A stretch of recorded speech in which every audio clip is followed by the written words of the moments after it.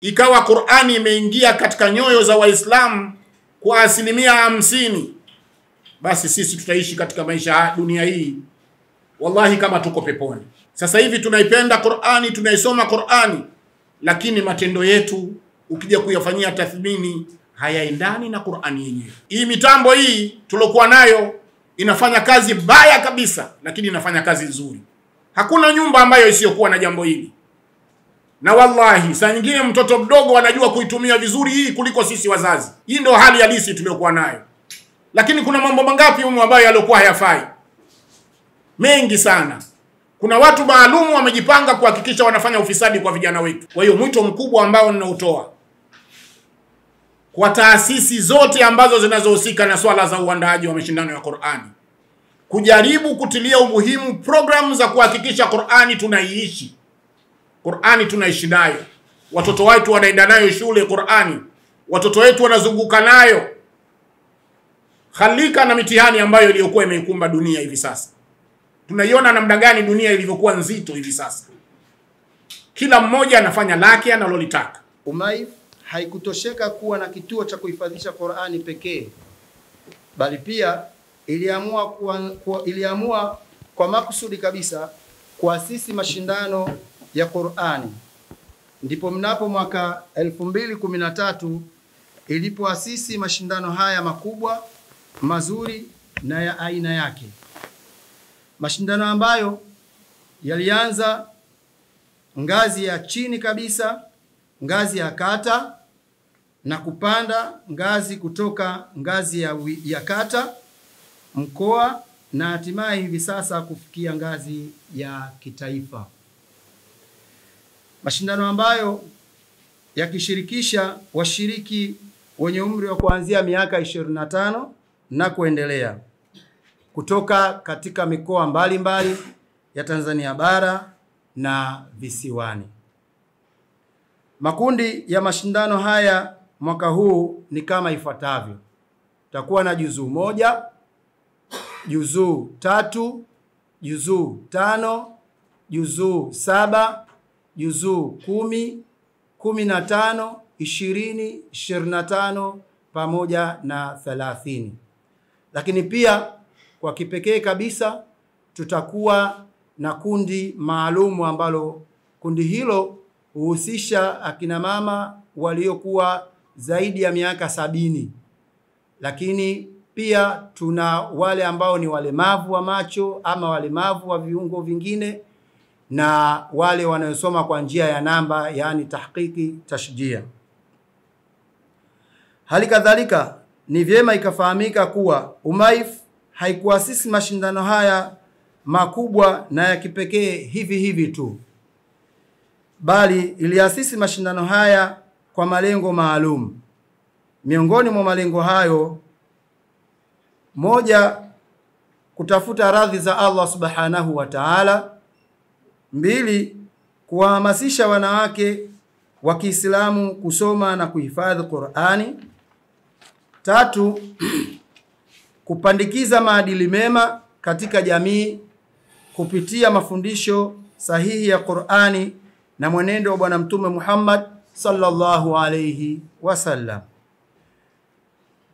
4, kuwahamasisha waliohifadhi Qur'ani kuendelea kuisoma, kuifundisha na kuifanyia kazi katika maisha yao ya kila siku; 5, kuwahamasisha watoto na vijana wa Kiislamu kuipenda, kuisoma na kuihifadhi Qur'ani kupitia wazazi ama walezi wao, kwa kuwa wazazi ama walezi wao ni kiigizo chema kwao. 6, na mwisho, kusambaza ujumbe wa Qur'ani kupitia mikusanyiko. Mathalan, ujumbe wetu wa mwaka huu, Qur'ani ni amani.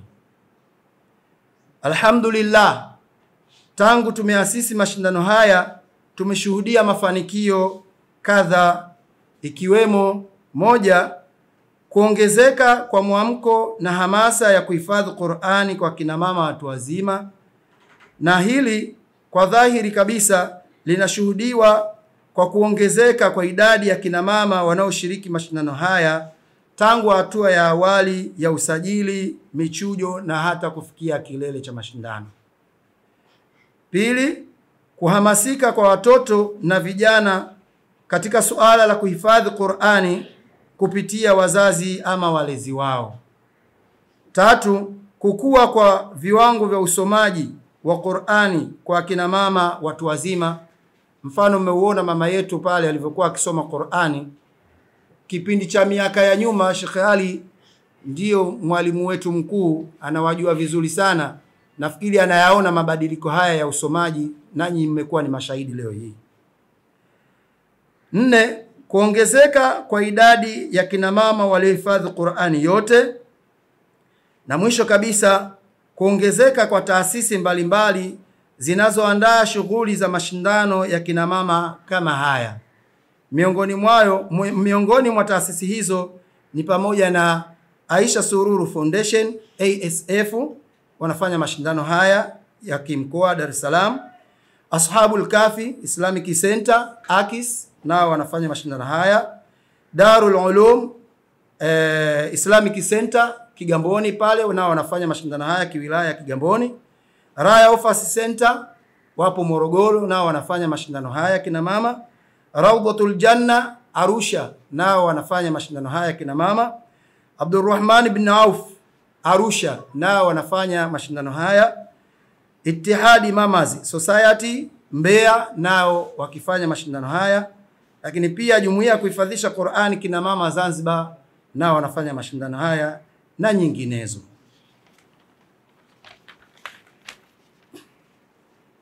Bila shaka panapo mafanikio huwa hapakosagi changamoto. Kwa hiyo mafanikio haya hayajapatikana kirahisi. Ziko changamoto kadha tunazokabiliana nazo, lakini changamoto kubwa zaidi ni changamoto ya rasilimali fedha. Hivyo tunaomba sana wadau wa kheri kutuunga mkono zaidi katika kufanikisha mashindano haya makubwa na ya kipekee ya kuhifadhi Qur'ani tukufu kwa kina mama watu wazima.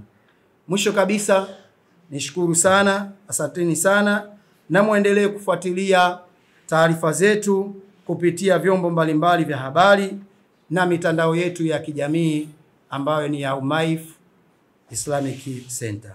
Wa hadha, assalamu alaikum wa rahmatullahi wa barakatuh. Kwa kweli sehemu kama hii hauwezi kukosa maneno ya kusema, lakini vile vile tusizidishe sana maneno, tuseme kidogo ili mambo yawe matamu inshallah. Mimi kwa kweli nimegubikwa na furaha ya hali ya juu kabisa. Nimezingirwa na furaha katika moyo wangu, na muomba Mwenyezi Mungu azidishe furaha hii iwe ni yenye kuendelea. Furaha hii nikivuta hii historia ya haya majambo namna gani, jinsi yalivyoanza mpaka hapa tulipofikia. Qur'ani Tanzania imeingia muda mrefu sana. Mashekhe wetu wameingiza Qur'ani muda mrefu sana. Lakini hii tasnia ya tahfidhi katika Qur'ani katika nchi yetu imechelewa kidogo kuingia. Historia yake inaonyesha imeingia mara palipoanza markazi ya Al-Haramain katika miaka ya 78, 75 chini ya Sheikh Mustafa Abbas Makbuli na taasisi yake Al-Haramaini. Mkongwe mwanzilishi na usomaji wa swala hili alikuwa Sheikh Ishaq Abdul Khair. Miaka ile yule ndio alianza kuweka jiwe la msingi hili, na alhamdulillah jiwe lake likapokewa na watu wengi wamepita. Kina almarhum Sheikh Zuberi Yahya walipita pale, na wengi mashekhe wengi walipita wakaanza pale, na ule ndio ulikuwa mwanzo mpaka tukaibuka sisi kuja kulishika hili jambo. Na sisi wakati tunalianza hili jambo katika miaka hiyo ilikuwa ni jambo geni kuhifadhika Qur'ani katika Tanzania, lakini Mwenyezi Mungu amelitia nuru na baraka. Leo hii tunadiriki kusema hakuna nchi ambayo iliyokuwa na harakati za Qur'ani katika kiwango cha hali ya juu kama Tanzania. Yani mashindano ni mengi mno. Tumejaribu kufanya utafiti katika Afrika Mashariki, Afrika hakuna. Na sisi tunabahatika kushiriki katika makongamano makubwa ya mashindano ya Qur'ani ya kidunia. Hakuna. Tanzania tumeongoza. Ili jambo lazima tumshukuru Mwenyezi Mungu. Kuwa wewe ni miongoni mwa waanzilishi wa haya majambo, alafu ukayaona jambo yanakuwa na wewe bado uko hai. Alhamdulillah. Tunashukuru Mwenyezi Mungu na tunazidi kuwapongeza vijana. Alhamdulillah, mwamko ni mzuri na huu mwamko unatakiwa uendelezwe. Qur'ani ndio kila kitu. Hii haifichiki. Qur'ani ukiiweka mbele na mambo mengine yote yatakuwa mbele. Qur'ani ukiiweka nyuma na wewe mwenyewe utakuwa nyuma. Kwa hiyo hizi juhudi ni juhudi za kupongezwa na kusifiwa. Umaif ikiongozwa na timu yake iliyokuwa imara kabisa, tunaiona namna gani jinsi inavyokuja na mwamko umekuwa mkubwa. Leo tuna mashindano ya kina mama, lakini mwaka jana kuna mama mwingine vile vile, Bi Riziki Lolida. Ni mama, tena mama muawako kidogo, hayuko vizuri katika yani ni mama ambaye aliyekuwa ana uhitaji maalum, lakini mama yule na yeye akaanzisha mashindano ya watu waliokuwa na ulemavu. Mwaka jana tulikuwa Dodoma pale, mashindano ya walemavu. Haya yote ni mafanikio na haya yote ni mambo ya kuombewa Mungu ili Mwenyezi Mungu aweze kutupa baraka ambayo iliyokuwa iko nzuri zaidi. Na saha yangu ni moja, ndugu zangu. Tunasoma Qur'ani sana. Tunafanya mashindano ya Qur'ani sana. Hivi lengo letu ni nini? Hapa ndipo palipokuwa na kazi. Ndugu waandishi, tusaidiane katika swala hili. Mwamko uliokuwa umefika katika Tanzania hii, laiti kwa asilimia japo 50 tu ikawa Qur'ani imeingia katika nyoyo za Waislamu kwa asilimia 50, basi sisi tutaishi katika maisha dunia hii wallahi kama tuko peponi. Sasa hivi tunaipenda Qur'ani, tunaisoma Qur'ani, lakini matendo yetu ukija kuyafanyia tathmini hayaendani na Qur'ani yenyewe. Na Qur'ani imeshushwa isomwe kwanza, lakini ifanywe kazi. Dhalika alkitabu la raiba fi hudan. Qur'ani ni mwongozo. Sasa ili hii Qur'ani iweze kuwa mwongozo kwa kina mama, kwa watoto wetu, kwa walemavu, kwa kila jinsia, kwa vijana, hili ndio lengo kubwa ambalo tunalokwenda nalo hivi sasa. Tujaribu kuhamasisha jamii washikamane na Qur'ani katika matendo yao ya kila siku. Jamii iishi Qur'ani katika maisha yao ya kila siku. Tukiishi Qur'ani katika mazingira ambayo yaliokuwa yako anayoyataka Mwenyezi Mungu na Mtume, amani itatawala. Kwa sababu amani inatawala katika sehemu palipokuwa na tabia nzuri. Na Qur'ani kazi yake ni kuifanya tabia kuwa nzuri. Kwa hiyo mwito mkubwa ambao ninautoa kwa taasisi zote ambazo zinazohusika na swala za uandaaji wa mashindano ya Qur'ani, kujaribu kutilia umuhimu programu za kuhakikisha Qur'ani tunaiishi. Qur'ani tunaishi nayo. Watoto wetu wanaenda nayo shule Qur'ani. Watoto wetu wanazunguka nayo. Khalika na mitihani ambayo iliyokuwa imeikumba dunia hivi sasa. Tunaiona namna gani dunia ilivyokuwa nzito hivi sasa.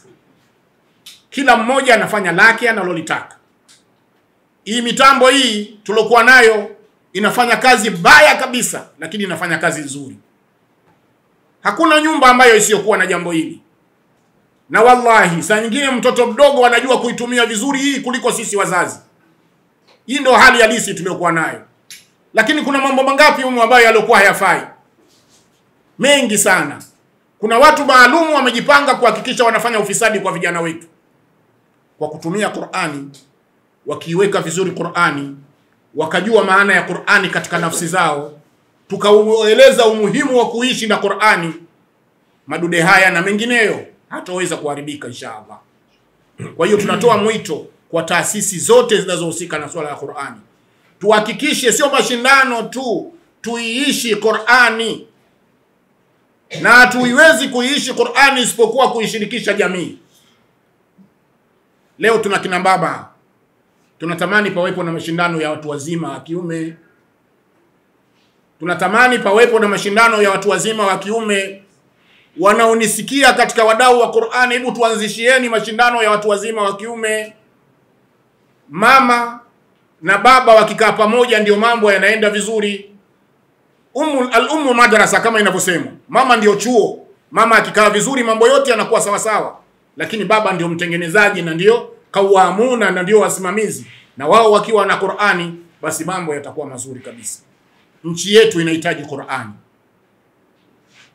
Maadili yanahitajika kwa kupitia Qur'ani. Kila kitu kijaangalia Qur'ani ndio ambacho kilichokuwa na nafasi ambayo ilikuwa iko kubwa. Kwa hiyo sisi waandaaji wa mashindano tushikamane, tupendane, tushauriane, tubadilishane fikra. Qur'ani iende mbali. Qur'ani ifike vijijini. Qur'ani ifike katika kila kona, na matokeo yake mtu akimwangalia kijana wa Qur'ani anaiona ile Qur'ani inayokwenda kama alivyokuwa mtume wetu Muhammad sallallahu alaihi wasallam. Hizi niseme ndio nasaha zangu, na waombea Mwenyezi Mungu Umaif kwa huu mwanzo mzuri ambao waliokuwa wameuanza. Mwenyezi Mungu awape baraka na mafanikio ili mambo yawe makubwa zaidi na zaidi. Umaif leo walianzia kata, wilaya, mkoa mpaka wamefikia kitaifa.